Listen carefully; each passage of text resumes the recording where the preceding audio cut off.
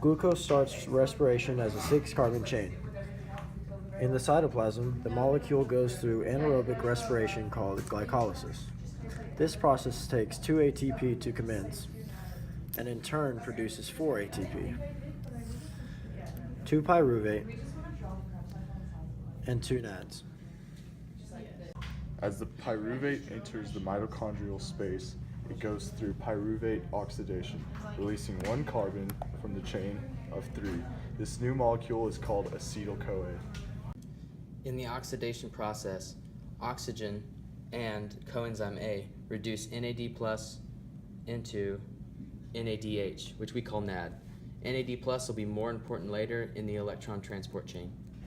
In the acetic acid cycle, acetyl-CoA is combined with a 4-carbon acid as well as some enzymes to release CO2, produce 1 ATP per acetyl-CoA, so that would be 2 ATP per glucose, as well as 3 NAD and 1 FAD. The reason why they are made in the same color as in respiration, as far as we're concerned, they act in a very similar manner. After the citric acid cycle is complete, we come over to the electron transport chain. Chemiosmosis is what the electron transport chain uses to transport the ions down the chain. In the electron transport chain, oxidative phosphorylation occurs, with oxygen being electronegative down at the very end of the spectrum. At the end of this process, FAD and NAD+ are created from our good old friends NAD and FAD. So what happens is NAD and FAD line up, and then they get their H's off the end of them, sucked down by chemiosmosis. The electronegativity pulls the protons off the molecules and down the chain, and then these, well, they become NAD and FAD.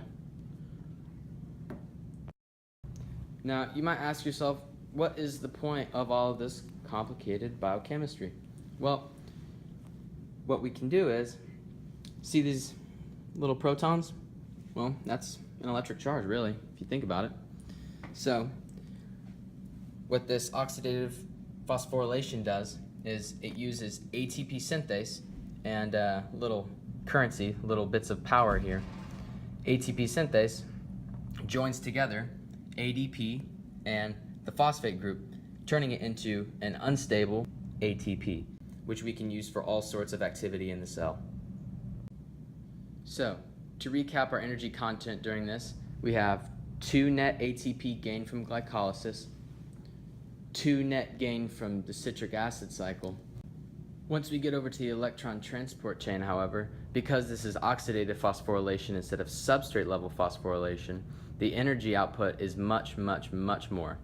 Per glucose molecule, 2 FAD and 10 NAD enter the electron transport chain where the hydrogen atoms are ripped off. And in the end, you end up with 4 ATP from FAD and 30 ATP from NAD. And if you add up the other 4 that we created from the glycolysis and the citric acid cycle, that equals a grand total of 38 ATP per glucose molecule, as well as 3 NAD and 1 FAD. They are Braxton Martinez, you Nice. are needed at the gym entrance immediately. Braxton Martinez, Oh, may you do Braxton. at the gym entrance to leave, please. Braxton,